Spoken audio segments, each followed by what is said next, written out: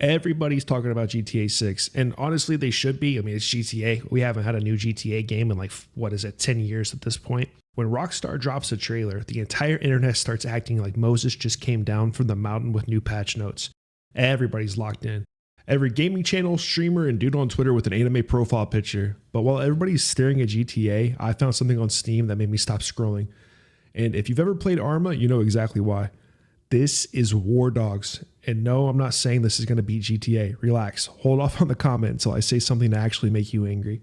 What I'm saying is, while the entire gaming world is staring at the biggest game on planet Earth, this might be the kind of game that quietly becomes somebody's entire personality. And I mean that as a compliment.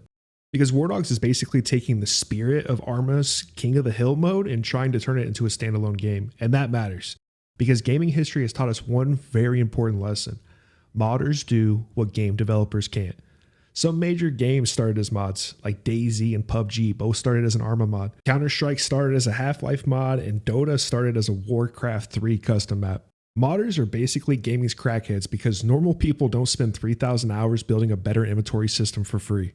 And that's why WARDOGS has my attention, because Arma players have been living in a completely different universe for years. Call of Duty players are like, I dropped 40 kills on Nuketown. Arma players are like, dude, I just spent 35 minutes laying in a bush while a man named Tactical Beaver 69 called a fake artillery coordinate strike on my tractor. And when it comes to Arma, this is not the same gaming hobby. Like, this is a mental illness with keybinds. Arma 3 had something like 2,000 possible keybind combinations.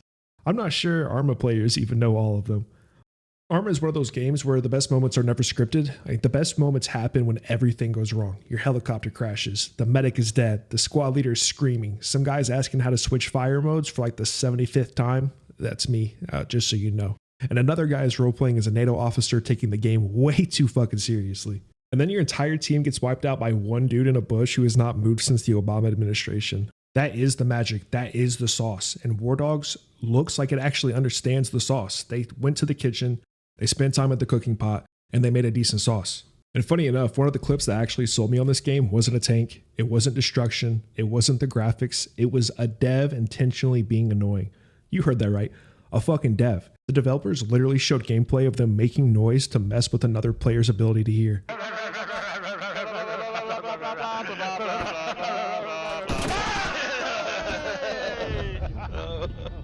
Because that's when I realized these guys understand what makes games fun. It's not realism.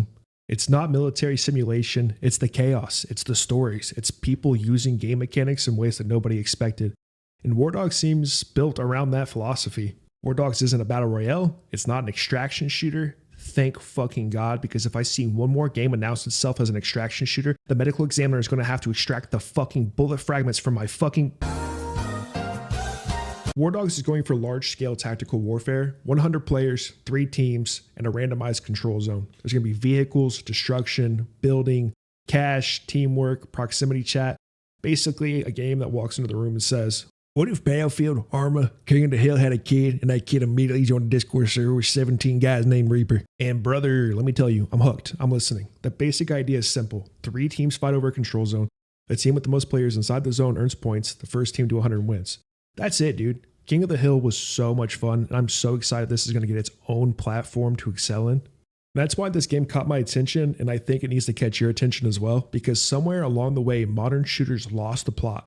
Every gun is balanced, every map is optimized, every lane is intentional, every attachment is calculated, every season is planned 6 months in advance, everything is curated, controlled, safe, fucking boring. Meanwhile, WARDOGS is over here saying, what if we gave 100 idiots access to helicopters, tanks, proximity chat, and a financial incentive to make terrible decisions? And I don't know about you guys, but to me, that sounds like a lot of fun. That sounds like a game I'm actually going to want to come back and play. You don't need to fucking min-max. You don't need to use metas. You don't need a spreadsheet. You just need to show up. There's one big glowing area on the map, 100 idiots trying to get control of it. We all think we're military geniuses. And it's just it's a massacre. And that's gaming. Or at least it used to be before every lobby became a second job. And WARDOGS adds cash on top of that. You earn money by playing the objective, reviving people, transporting teammates, helping your squad, and doing other useful things. Which is already hilarious because gamers hate being useful. You could give a player $10,000 for reviving a teammate and half the lobby would still say, nah, I'm flanking. Brother, you are not flanking. You are lost. You've been lost for 12 minutes.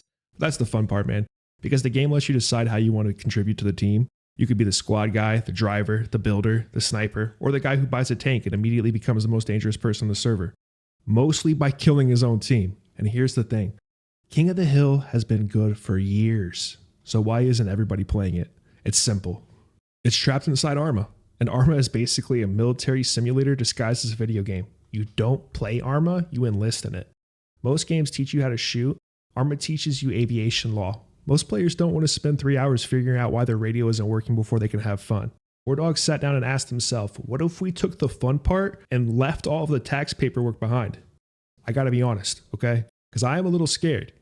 We've seen this many times. Ambitious multiplayer games die all of the time. Not because they're bad, but because they never find enough players. And let's be honest, King of the Hill isn't exactly mainstream. It doesn't have the aura that these other games have. Most people are going to hear large-scale, objective-based tactical shooter and immediately return back to grinding their Battle Pass challenges. And then GTA is going to enter the picture, and then Call of Duty is going to enter the picture, and then Battlefield, and suddenly you're fighting for attention in one of the most crowded genres in gaming, and that's scary. Because I genuinely think a lot of people are going to overlook this game, so that's exactly why I'm making a video about it. Because if this game ends up being good, I don't want to be the one to make another video 2 years from now being like, bro, remember WARDOGS? No, I want to be here when it happens. Now, with all that being said, I'm also not telling you to sell your house and tattoo WARDOGS across your chest. Please do not do that. Unless Bulkhead wants to sponsor me or invite me to the alpha, then we can revisit the conversation.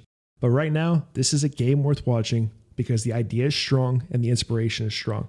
And this genre honestly needs more games willing to get a little messy. We want the game to be a little chaotic. We want the game to be a little stupid because polished is great, but polished doesn't always create memories. Sometimes memories come from the jank. Memories come from the proximity chat. And memories come from the 100 players trying to coordinate a military operation with the combined decision-making ability of a drunk Discord call at 2 in the morning. This is why Arma's lasted. This is why DayZ exploded. This is why PUBG happened, because underneath the bugs, the weirdness, and the chaos, there was a feeling that people couldn't get anywhere else. And WARDOGS might be chasing that same feeling. And if it even gets close, I want to be there. So yeah, GTA is coming. Everybody's going to talk about it. And I'm going to talk about it too. I'm not special. I'm also weak. I'm going to buy it. But while everyone is staring at Rockstar like it's the sun, I'm keeping an eye on WARDOGS. Because sometimes the next game worth caring about isn't the biggest one in the room. Sometimes it's the weird one in the corner, covered in smoke, building a forward operating base and yelling at Gooner Boy 69 to stop buying helicopters. So I'd recommend you throw this on your wish list if this sounds like your kind of chaos. And let me know in the comments, what's the first stupid thing you're going to buy? Is it going to be a tank, a helicopter, a ghillie suit, or are you going to be a full menace and become the guy who drives teammates to the objective while blasting music through proximity chat? Because honestly, that might be the most important role in the battlefield. Who's got C4? Who's got C4? I have C4. Spawn vehicle's being spotted. Top right by Tower 4. Sick, yeah. Get it out. Get ready. Get ready. Get it. This might be hot. This might be hot and expensive. Look it. I can't. Me. You see it?